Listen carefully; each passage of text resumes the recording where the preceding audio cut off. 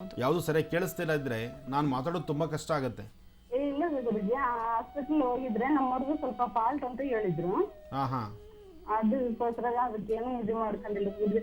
ಇವಾಗಂತೂ 22 ವರ್ಷ ಆಗತ್ತಲ್ಲ ಗುರುಜಿ. ನನಗೆ ಮಕ್ಕಳ ಬಗ್ಗೆ ಏನಿಲ್ಲ. ನಾವು ಆರ್ಥಿಕ ಪರಿಸ್ಥಿತಿ, ಇಬ್ರು ಗಂಡ ಹೆಂಡತಿ ಜಗಳ, ಕೆಲಸ ಮಾಡಿದ್ರೆ ದುಡ್ಡು ಇಲ್ಲಾಂದ್ರೆ ಇಲ್ಲ, ಮಾತ್ರ ಮುಂದಕ್ಕೆ ಹಿಂದಕ್ಕೆ ಏನು ಇಲ್ಲ. ಇಲ್ಲ, ಒಳ್ಳೇದಾಗತ್ತೆ, ಧೈರ್ಯ ತಂದ್ಕೊಳ್ಳಿ. ನೋಡಿ, ಇರೋದು ಇಬ್ರು ಅಂತ ಹೇಳ್ತಿದ್ರಿ ನೀವು, ನಿಮ್ಮ ಕಣ್ಣೆದುರುಗ ನಿಮ್ಮ ಮನೆಯವರು. ನಿಮ್ಗೆ ಅವ್ರ ಮಗು ಆಗಬೇಕು, ಅವ್ರು ನೀವು ಮಗು ಆಗಬೇಕು. ಒಟ್ಟು ನಿಮ್ಮಿಬ್ಬರಲ್ಲಿ ಇರ್ತಕ್ಕಂಥ ಅನ್ಯೋನ್ಯತೆ ಇರೋದು ಇಬ್ಬರು ಲಕ್ಷಣವಾಗಿ ಭಗವಂತನ ಧ್ಯಾನ ಮಾಡಿ ಆನಂದವಾಗಿ ನೀವು ಕಾಲ ಕಳಿಬಹುದು, ತಪ್ಪೇನಿಲ್ಲ. ಆದರೆ ಆರ್ಥಿಕ ಪರಿಸ್ಥಿತಿ ಬಗ್ಗೆ ಹೇಳ್ತಿದ್ದೀರಿ. ಏನು ಕೆಲಸ ಮಾಡ್ತಾರೆ ಮನೆಯವರು? ಇಬ್ರು ಟೈಲರಿಂಗ್ ಮಾಡ್ತಾರೆ ಗುರುಜಿ. ಇಬ್ರು ಮಾಡ್ತಿದ್ದೀರಿ? ಮನೆಯಲ್ಲೇ ಮಾಡಬೇಕು. ಮತ್ತೆ ಇಬ್ರು ದುಡಿದು ಎಷ್ಟು ನೆಮ್ಮದಿಯಾಗಿರ್ಬೋದಮ್ಮ.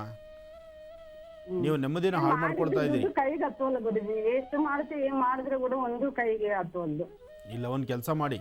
ಬಳ್ಳಾರಿನಲ್ಲಿ ಕನಕದುರ್ಗಮ್ಮನ ದೇವಸ್ಥಾನ ಬಹಳ ವಿಶೇಷವಾಗಿರ್ತಕ್ಕಂಥದ್ದು, ಬಹಳ ಶಕ್ತಿ ಪವಾಡ ನಡೆಸುವಂಥ ತಾಯಿ. ಆ ತಾಯಿ ಸಾನ್ನಿಧ್ಯದಲ್ಲಿ ಒಂದು 9 ಮಂಗಳವಾರ ಅಮ್ಮನವರಿಗೆ ಬೆಲ್ಲದ ಅಚ್ಚನಿಂದಲೇ ಆರತಿ ಮಾಡಿ. ಬೆಲ್ಲದ ಅಚ್ಚನಿಂದ ಆರತಿ ಮಾಡೋದ್ರಿಂದ ಕನಕದುರ್ಗಮ್ಮನ ಸಂಪೂರ್ಣ ಕೃಪಾಶೀರ್ವಾದ ನಿಮ್ಮ ವಾಸ್ತುಗೃಹದ ಮೇಲೆ ಇರುತ್ತೆ. ಮಾಡ್ಕೊಂಬನ್ನಿ, ಒಳ್ಳೇದಾಗಲಿ.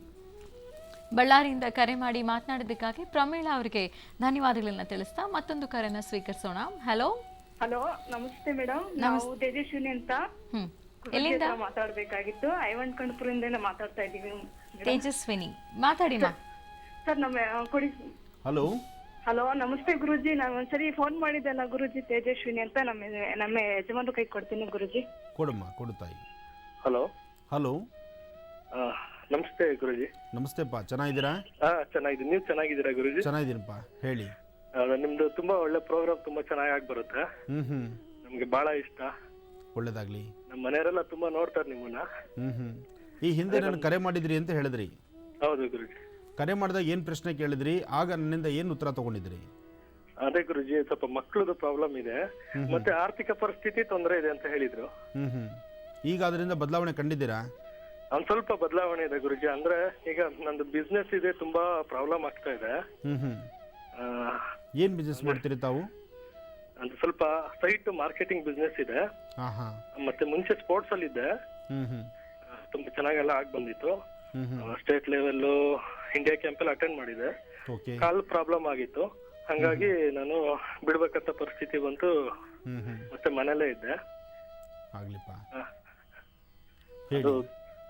ಆತರ ತೊಂದರೆ ಆಗಿತ್ತು. ಈಗ ಸ್ವಲ್ಪ ಬಿಸ್ನೆಸ್ ಮಾಡ್ಕೊಂಡಿದೀನಿ, ಮತ್ತೆ ಸ್ಪೋರ್ಟ್ಸ್ ಮುಂದೆ ಹೋಗ್ಬೇಕು ಅನ್ಕೊಂಡಿದೀನಿ. ನಮ್ಮ ಮನೆಯವ್ರದ್ದು ಸ್ವಲ್ಪ ತೊಂದರೆ, ಆರ್ಥಿಕ ಪರಿಸ್ಥಿತಿ ತುಂಬಾ ಬಹಳನೇ ತೊಂದರೆ ಆಗ್ಬಿಟ್ಟಿದೆ. ತುಂಬಾ ಸಾಲ ಇದೆ. ಅಂದ್ರೆ ನೀವು ಸೈಟ್ಸ್ ಬಿಸ್ನೆಸ್ ಮಾಡೋದಾ? ಹೌದು ಗುರುಜಿ.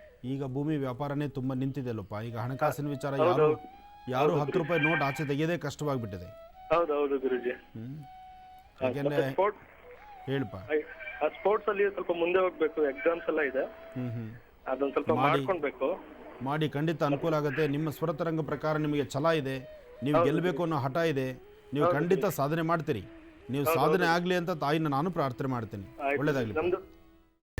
ಕೈಮಾ ಲಿವರ್ ಚಕ್ಕಣ ಮಾಡುವ ವಿಧಾನ: ಒಂದು ಬಾಣಲಿಗೆ ಎಣ್ಣೆ, ಈರುಳ್ಳಿ ಹಾಕಿ ಹುರಿದು ಶುಂಠಿ ಬೆಳ್ಳುಳ್ಳಿ ಪೇಸ್ಟ್, ಅರಿಶಿನ, ಪುದೀನ, ಕೊತ್ತಂಬರಿ ಸೊಪ್ಪು, ಲಿವರ್, ನೀರು, ಬೇಯಿಸಿದ ಕೈಮಾ, ಟೊಮ್ಯಾಟೊ ಪ್ಯೂರಿ, ಗರಂ ಮಸಾಲ, ತುಪ್ಪ ಮುಚ್ಚಳ ಮುಚ್ಚಿ ಬೇಯಿಸಿ. ಈಗ ಕೈಮಾ ಲಿವರ್ ಚಾಕಣ ಸವಿಯಲು ಸಿದ್ಧ. ನಮ್ಮ ಇವತ್ತಿನ ಕಾರ್ಯಕ್ರಮದಲ್ಲಿ GFC ಖ್ಯಾತಿಯ ಕೃಷ್ಣಪ್ಪನವರು ಒಳ್ಳೆ ಚಾಕ್ನವನ್ನ ಮಾಡಿ ಕೊಟ್ಟಿದ್ದಾರೆ.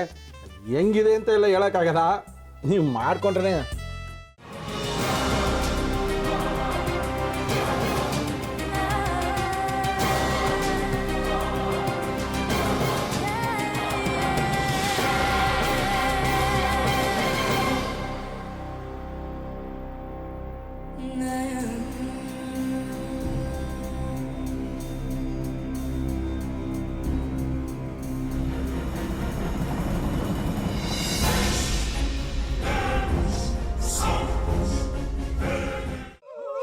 ಎಟ್ಟಿ ತಕೊಳಕ್ ಬಂದವ್ರನ್ನ ಸುಮ್ಮನೆ ಬಿಡಲ್ಲ, ರೂಮ್ ಕರ್ಕೊಂಡೋಗಿ ಸಾಯಿಸ್ಬಿಡ್ತದೆ.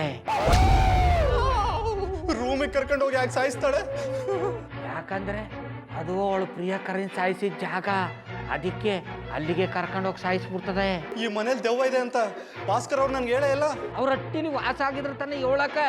ಹಟ್ಟಿಲಿ ವಾಸ ಆಗಿರೋರ್ನ ಏನು ಮಾಡಲ್ಲ, ಆದ್ರೆ ಹಟ್ಟಿ ತಕೊಳಕ್ ಬಂದವ್ರನ್ನ ಅದು ಸುಮ್ಮನೆ ಬಿಡಲ್ಲ ಬಿಡಲ್ಲ ಬಿಡಲ್ಲ. ಇದನ್ನೆಲ್ಲ ಹೇಳ್ತಿದ್ಯಲ್ಲ, ನೀ ಯಾರು? ನಾನು ಈ ಹಟ್ಟಿ ವಾಚ್ಮ್ಯಾನು. ನಾನು ಅರ್ಜೆಂಟಾಗಿ ರಾಮನಗರ ಹೋಗ್ಬೇಕು. ನೀನು ವೆಹಿಕಲ್ ಕಳಿಸ್ತೀಯಾ? ಅಷ್ಟೇ ತಾನೇ, ಎಷ್ಟು ಗಂಟೆಗೆ ಅಂತ ಹೇಳಿ ಕಳಿಸ್ತೀನಿ.